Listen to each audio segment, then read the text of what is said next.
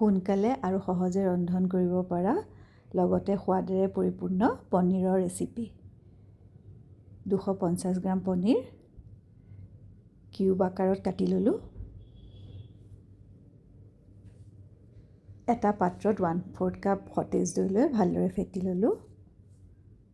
এচামুচ বেচন, জলকীয়া গুড়ি, জিৰা গুড়ি, ধনিয়া গুড়ি, চাট মছলা, জালুক গুড়ি, গৰম মছলা, মিঠাতেল এচামুচ দি সকলোখিনি ভালদৰে ফেটি ল'লোঁ। জোখ অনুসৰি নিমখ আৰু হালধিও দি ল'লোঁ। আকৌ এবাৰ ফেটি ল'লোঁ। কষ্টুৰি মেথি এচামুচ আৰু তাতে পনীৰখিনি দি ভালদৰে মিহলাই ল'লোঁ। এটা পিঁয়াজ 4 ফাল কৰি তাৰ টুকুৰাবিলাক ডাঙৰ ডাঙৰকৈ এনেদৰে হাতৰ সহায়ত উলিয়াই ল'লোঁ। পিঁয়াজখিনিও পনীৰ আৰু দৈখিনিৰ লগত দি ভালদৰে মিহলাই ল'লোঁ।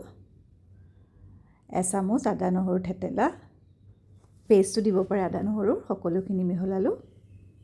মিহলাই আধা ঘণ্টাৰ বাবে ৰেষ্ট দিলোঁ।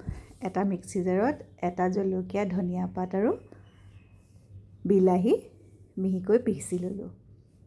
কেৰাহীত 2 চামুচ তেল গৰম কৰি তাতে মেৰিনেট কৰি থোৱা পনীৰখিনি দি জুইটো কমাই দি অবিৰতভাৱে 2 মিনিটমান সময় লৰাই থৈ দিলোঁ। এইফালে আন এখন কেৰাহীত তেল গৰম কৰি ল'লোঁ। মাজে মাজে পনীৰখিনিও লৰাই থাকিব।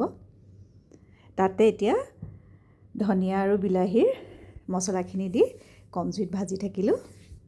হালধি আৰু জোখ অনুসৰি নিমখ দিলোঁ। আকৌ লৰাই ল'লোঁ। মছলাখিনি যাতে জ্বলি নাযায় তাৰ বাবে অকণমান পানীও দিম এতিয়া।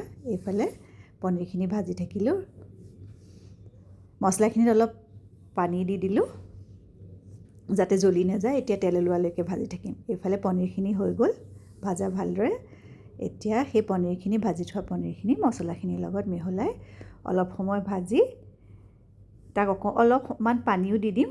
পানী দি 5 মিনিটমান সময় উতলিবলৈ দিম। এয়া চাওক খুবেই টেষ্টি পনীৰ ৰেডি হৈ গ'ল। শেষত আপুনি মাখন আৰু ক্ৰীমৰো ব্যৱহাৰ কৰিব পাৰিব। মই এনেদৰেই ভাতৰ লগত পৰিৱেশন কৰিলোঁ।